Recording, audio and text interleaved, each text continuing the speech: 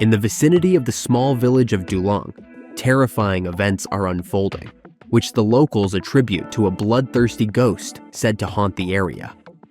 Another encounter with the apparition results in 2 deaths, and yet another witness to the event first goes mad and then throws himself into a fire. Constable Wang, who maintains order in the village, is at a loss on how to approach the case, so he seeks the help of the wandering cartographer Lan-Xiang, who is traveling through the area with his apprentice. China is a vast country, and its individual provinces often live their own lives, differing from one another in many ways, from cuisine and dialects to customs and legends. To those unfamiliar with this, Strange Tales of Mountain Travelers might seem like a typical folk adventure detective story with no real surprises up its sleeve. However, in China itself, the film was promoted with an emphasis on its production location. The movie was filmed in Yi County, where several years ago, a cluster of film sets was established around a small village. Historically, this land is inhabited by the Miao ethnic group, whose colorful costumes and accessories look stunning on screen. Strange Tales of Mountain Travelers attempts to exploit their exoticism. Even the police constables wear traditional costumes, excusing themselves by saying they were in such a hurry to meet you that they didn't have time to change. But exoticism alone isn't enough. First, it needs to be skillfully filmed and presented on screen.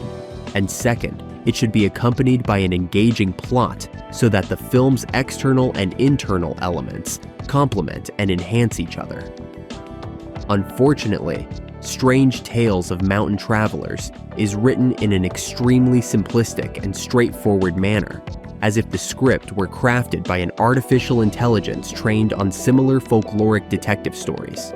It clumsily recycles familiar motifs, but is unable to add anything original.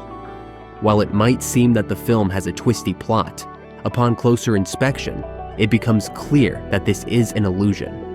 In reality, the characters simply go somewhere, and along the way, encounter one supposedly supernatural event after another.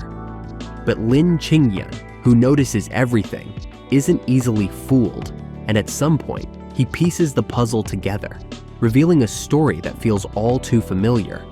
A mysterious murder from years ago, a blood feud, and a gang hiding their crimes behind supposedly paranormal phenomena. The lead director credited is the experienced filmmaker Zhao Rui-Yong, who began his career in the 90s. But there's a sense that he's merely a figurehead here, trading on his name, as there are no other star names involved, neither on screen nor behind the scenes. It also seems that the film's budget was tight, as it looks modest and cheap, with makeup and special effects of the economy class. At times, it even feels like you're watching a student film shot after school in the backyard of a film school, except there's not a trace of student creativity or inspiration on screen.